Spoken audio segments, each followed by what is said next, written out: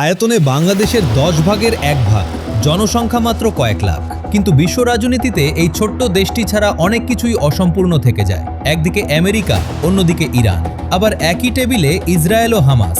বিশ্বের সবচেয়ে বৈরী শক্তিগুলোর একমাত্র ভরসার নাম কাতার। কিন্তু কিভাবে, কি এমন গোপন শক্তি আছে এই ছোট্ট দেশে, যার কারণে পরাশক্তিগুলো কাতারের ওপর নির্ভর করতে বাধ্য হয়? চলুন জেনে নেওয়া যাক। এই রাজত্বের মূল চাবিকাঠি হলো তাদের নিজস্ব সফট পাওয়ার বা নমনীয় শক্তির কৌশল। তারা এমন এক নীতি তৈরি করেছে যাকে বলা যায় আদর্শিক বৈচিত্র্য ও নিরপেক্ষতার ভান। কাতার কট্টরপন্থী থেকে শুরু করে বিভিন্ন ইসলামপন্থী দল ও গোষ্ঠীর সাথে নিয়মিত আলোচনা চালিয়ে যায়। তারা হামাস বা ইরানের মতো শক্তির সাথে যেমন সুসম্পর্ক বজায় রাখে, ঠিক তেমনিভাবে পশ্চিমা বিশ্বের স্বার্থ রক্ষায় মধ্যস্থতার দরজাও খোলা রাখে। ফলে চরম বিপদে সবাই কাতারকে বিশ্বাস করতে বাধ্য হয়। যখনই বিশ্ব রাজনীতিতে কোনো বড় সংঘাত বা সংকট তৈরি হয়, দোহা হয়ে ওঠে তার প্রধান সমাধান কেন্দ্র।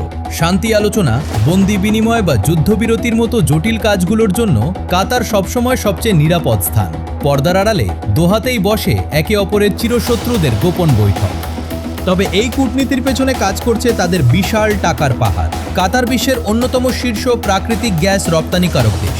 এই বিপুল পরিমাণ সম্পদ দিয়ে তারা আমেরিকা ও ইউরোপের মতো বড় বড় দেশে বিলিয়ন বিলিয়ন ডলারের বিনিয়োগ করেছে, যা পশ্চিমা বিশ্বকে সবসময় তাদের পাশে রাখতে সহায়তা করে। এছাড়া 2022 সালের ফুটবল বিশ্বকাপের মতো মেগা ইভেন্ট আয়োজন করে নিজেদের ব্র্যান্ডিংকে তারা নিয়ে গেছে অনন্য উচ্চতায়।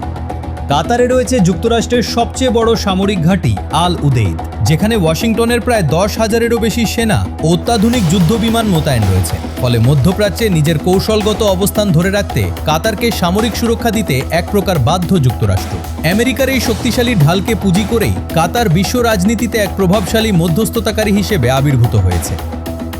এর সাথে যোগ হয়েছে তাদের অপ্রতিদ্বন্দ্বী মিডিয়া পাওয়ার আল জাজিরা। কাতার সরকারের অর্থায়নে পরিচালিত এই নেটওয়ার্ক বিশ্ব জনমত এবং বৈশ্বিক রাজনৈতিক বয়ান সরাসরি তাদের নিয়ন্ত্রণে রাখে, এবং পরাশক্তিদের অস্ত্রের শক্তির জবাবে কাতার ব্যবহার করছে তাদের তথ্যের শক্তি। বিশাল সামরিক বাহিনী বা পারমাণবিক বোমা ছাড়াই শুধু দূরদর্শী কূটনীতি, এলএনজি গ্যাস আর আল জাজিরাকে হাতিয়ার বানিয়ে কাতার আজ বিশ্ব রাজনীতির অন্যতম প্রধান কৌশলগত নিয়ন্ত্রক।